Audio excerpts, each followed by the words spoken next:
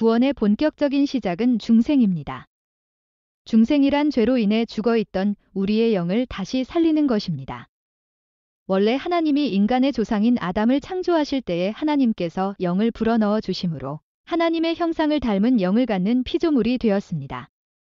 그래서 아담은 하나님과 교제하며 에덴 동산을 돌보며 죄를 모르는 선한 삶을 살아갑니다. 하지만 아담이 범죄함으로 그 영은 죽고 하나님의 형상도 오염되어서 죄악 가운데 살아갈 수밖에 없었습니다. 그 후에 아담의 모든 후손은 영이 죽은 상태에서 그리고 하나님의 형상이 오염되고 부패한 상태로 태어나 평생 죄 가운데 살아가게 됩니다. 이는 어떤 사람도 회피할 수 없습니다. 즉 죄로 인해 영이 죽음으로 하나님의 형상도 파괴되고 하나님이 주신 자유의지로는 죄를 지을 수밖에 없습니다. 이와 같이 모든 사람은 죄로 인해 영이 죽었기 때문에 하나님을 알지도 못하고 이해하지도 믿지도 못합니다. 따라서 각 개인에게 구원이 이루어져 하나님과 바른 관계가 되고 자녀가 되기 위해서는 가장 먼저 죄로 인해 죽었던 영이 다시 살아나야 합니다. 그래야 하나님의 형상도 회복될 수 있고 또 우리의 자유의지로 하나님이 원하시는 선한 삶을 살아갈 수 있게 됩니다. 그래서 우리의 영을 다시 살리는 중생은 본격적인 구원의 시작이며 이 중생을 통해 구원의 아름다운 열매들이 맺어지게 됩니다. 중생은 성령님의 주권적인 역사입니다. 인간의 힘으로는 스스로의 영을 죽음에서 다시 살릴 수 없습니다. 오로지 성령님만이 하실 수 있습니다. 이와 같이 중생이란 영적으로 죽어 있었던 상태를 영적으로 다시 살리는 일을 말합니다. 이때부터 구원이 시작됩니다. 이 중생은 구원의 논리적인 시작이며 구원의 은혜의 시작입니다. 그리고 중생을 받아야 비로소 살아난 영을 통해 죄를 깨닫게 되고 회개가 시작되며 이는 곧 그리스도에 대한 믿음으로 연결됩니다. 즉 중생이 없으면 구원도 없습니다. 그런데 구원의 시작을 보는 관점에서 몇 가지 차이를 보입니다. 개혁주의에서는 인간의 영은 완전히 죽어 있으므로 회개도 믿음도 있을 수 없다고 주장합니다. 따라서 중생을 시작으로 회개와 믿음이 따라온다고 주장합니다. 하지만 어떤 복음주의 학자들은 먼저 회개와 믿음으로 죄 용서를 받은 후에 중생이 이루어진다고 주장합니다. 모두 성경적입니다. 그러므로 어떤 것을 인정하느냐는 각자의 신앙으로 결정하면 됩니다. 다만 이 강좌는 개혁주의를 바탕으로 하기 때문에 중생을 구원의 시작으로 봅니다. 고대의 펠라기우스주의자들은 아예 중생이 필요 없다고 여깁니다. 인간은 악한 존재가 아니라고 생각하기 때문입니다. 그런데 이런 주장이 다시 현대에 나타나 신앙을 어지럽히고 있습니다. 또한 세례시 중생을 얻는다고 주장하며 이 중생은 죄를 범하는 등의 여러 가지 이유로 소멸될 수 있다고 주장하는 경우도 많습니다. 즉, 구원이 취소된다는 의미입니다. 개신교의 여러 학자들도 구원이 취소될 수 있다고 주장합니다. 하지만 개혁주의에서는 한 번 중생 한 사람은 절대로 그 중생이 취소될 수 없다고 주장합니다. 그래서 한 번 구원은 영원한 구원이 됩니다. 이에 대한 반론은 다음 기회에 설명드립니다. 중생이 진리임을 보여주는 성경의 몇 구절을 살펴봅니다. 우선 요한복음 3장에서 중생에 대한 예수님의 말씀이 나옵니다. 예수님과 니고데모와의 대화에서 기록된 내용입니다. 천국에 가려면 반드시 중생을 해야 한다고 예수님은 강력하게 말씀하십니다. 이 말씀에 나타난 중생의 특징은 첫째, 중생은 위로부터 즉 하나님으로부터 온 은혜의 선물입니다. 사람의 힘이나 노력으로 할 수 있는 것이 아닙니다. 또한 중생은 초자연적인 것입니다. 이 세상에는 존재하지 않는 일입니다. 오로지 하나님의 역사입니다. 또한 중생은 하나님의 주권적이고 능동적인 사건입니다. 하나님이 원하셔서 하나님이 직접 하시는 일입니다. 그리고 사람은 누구도 자신은 물론 다른 사람을 중생하게 할 수 없습니다. 마지막으로 중생은 신비한 사건입니다. 즉 중생은 느낄 수도 있고 느끼지 못할 수도 있습니다. 마치 어떤 사람은 홍역을 심하게 앓지만 어떤 사람은 분명히 홍역에 걸렸지만 모르고 지나갑니다. 하지만 이 두 경우 모두 홍역의 면역이 생기게 되는 것과 유사합니다. 중생을 느끼지 못한다고 해도 중생의 결과는 반드시 구원의 과정을 통해 겉으로 드러나며 외형적인 변화가 일어납니다. 중생을 경험했다고 하면서 삶의 지속적인 변화가 없다면 중생된 것이 아닙니다. 어떤 감정의 변화이기 쉽습니다. 요한복음 3장뿐 아니라 성경 여러 곳에서 중생을 강조하는 말씀이 나옵니다. 베드로 전서 1장 3절에서는 거듭남이 성도들에게 산 소망을 주며 천국을 유업으로 얻게 한다고 말씀하십니다. 그리고 고린도 후서 5장 17절에서는 성도들이 그리스도 안에서 새로운 피조물이 되었으며 새 것이 되었다고 말씀하십니다.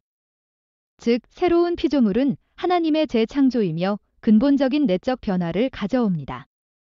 요한복음 1장 13절에서는 새로 난 자들은 모두 하나님께서 주신 영적 탄생임을 말씀하십니다.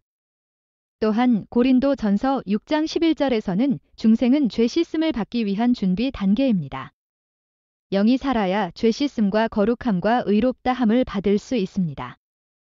골로새서 2장 13절은 중생은 죄로 죽어 있었던 우리를 그리스도와 함께 살리는 것이라고 증거합니다. 이상과 같이 성경은 분명히 중생에 대해 증거하고 있습니다. 이미 말씀드렸지만 중생을 경험한 성도들에게는 반드시 특별한 특징이 나타납니다. 그렇다면 중생한 성도들에게 나타나는 특징은 무엇일까요? 성경 요한 1서에서 네 구절만 봅니다. 우선 3장 9절입니다. 중생한 성도들 안에는 하나님의 씨가 존재하므로 죄를 짓지 않는다고 합니다. 이 의미는 죄 가운데 거하지 않는다는 뜻입니다. 물론 구원받은 백성들도 죄를 짓지만 습관적인, 반복적인, 의도적인, 고의적인 죄는 짓지 않는다는 의미입니다. 따라서 이런 죄를 지으면 중생을 의심해 보아야 합니다. 5장 1절입니다. 중생한 성도는 예수께서 그리스도이심을 믿고 하나님을 사랑하게 되며 또한 같이 중생한 성도들을 사랑합니다. 5장 4절에서는 중생한 성도들은 믿음을 가지고 세상을 이긴다고 합니다. 5장 18절에서는 성도는 그리스도가 악한 자들로부터 지켜주심으로 범죄하지 않음을 분명히 하고 있습니다. 이와 같이 중생한 성도들은 자신의 힘이 아닌 삼위일체 하나님이 보호해 주심으로 악에서 승리할 수 있습니다. 이것이 중생한 성도들의 변화의 모습입니다. 그렇다면 중생의 본질은 무엇일까요? 우선 중생은 갑작스럽고 순간적인 변화입니다. 따라서 중생은 느낄 수도 있지만 느끼지 못하는 경우도 많습니다. 다만 중생한 후에는 하나님을 향한 긍정적인 변화가 시간적 차이는 있지만 반드시 생겨야 합니다. 또한 중생은 인간의 말로는 도저히 설명할 수 없는 그리고 이해할 수도 없는 하나님만이 하실 수 있는 초자연적인 것입니다. 그리고 중생은 본성의 뿌리부터 변하는 근본적인 변화입니다. 즉, 겉사람뿐 아니라 속사람까지 완전히 변하게 됩니다. 또한 새로운 그리스도의 영적 생명이 이식되어 영을 살리게 되는 것입니다. 그리고 이를 통해 그리스도 밖에서 살던 우리가 그리스도 안으로 들어가는 상태의 변화입니다. 중생한 사람은 즉시 그리스도와 연합을 이루기 시작합니다. 물론 중생을 통해 영은 완전히 새롭게 살게 되지만 아직 육까지 완전히 변화된 것은 아닙니다. 그래서 중생한 후에도 여전히 영과 육의 싸움이 계속됩니다.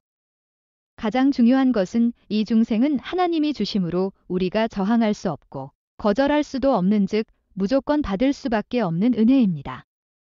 하나님이 단독적으로 일방적으로 주시는 은혜입니다. 하나님이 주시고자 하면 누구도 거절할 수 없이 무조건 받아야 하는 은혜입니다. 이를 우리는 불가항력적 은혜라고 부릅니다. 그런데 이 은혜에 대해 반대하는 의견도 있습니다. 하나님이 너무 일방적이라는 것입니다. 그런데 죄로 죽은 우리의 영은 스스로 살아날 수 없습니다. 오로지 하나님이 일방적으로 주셔야 합니다. 또한 이 은혜를 우리의 자유의지로 거절할 수도 받아들일 수도 있다는 주장입니다. 그런데 영이 죽어 있으므로 이 중생의 은혜에 대한 가치를 알지도 못하고 스스로 받아들일 수도 없고 거절할 수도 없습니다.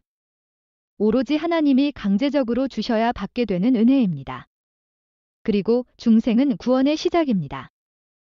이 중생이 다른 구원의 논리적인 과정과 어떤 관계가 있는지 살펴봅니다. 중생은 효력 있는 부르심에 의해 주어집니다. 그리고 중생은 회심, 즉 죄에 대한 회개와 예수님에 대한 믿음을 시작하게 합니다. 그리고 이 회개와 믿음을 통해 예수님의 십자가와 부활의 은혜로 모든 죄를 용서함을 받고 하나님으로부터 의롭다고 인정을 받습니다. 즉, 죄를 짓지 않은 상태로 인정받게 됩니다. 이를 칭의라고 부릅니다. 이때부터 하나님이 주시는 구원을 얻은 것이 됩니다. 그리고 이렇게 구원을 얻은 하나님의 백성들은 남은 여생을 하나님이 원하시는 거룩한 삶으로 변해가는 성화의 과정을 진행합니다. 이와 같이 중생과 칭의는 일회적인 사건이지만 성화는 일생 지속적으로 나타나는 사건입니다. 중생은 영이 새로워지는 것이고 성화는 그 새로워진 영을 통해 유기죄에서 벗어나 점점 새로워져 가는 과정입니다. 그리고 한번 중생된 성도는 끝까지 하나님의 도우심으로 견인됩니다. 견인이란 하나님이 우리를 구원의 완성까지 이끌어 가시는 것을 의미합니다. 즉, 한번 중생된 성도는 절대로 중간에 영원히 타락할 수 없습니다. 우리의 선이나 공로가 아니라 하나님이 시작하신 일이기에 하나님이 끝까지 함께 하십니다. 빌립보서 1장 6절은 이를 우리에게 알려주십니다. 너희 안에서 착한 일을 시작하신 이가 그리스도 예수의 날까지 이루실 줄을 우리는 확신하노라.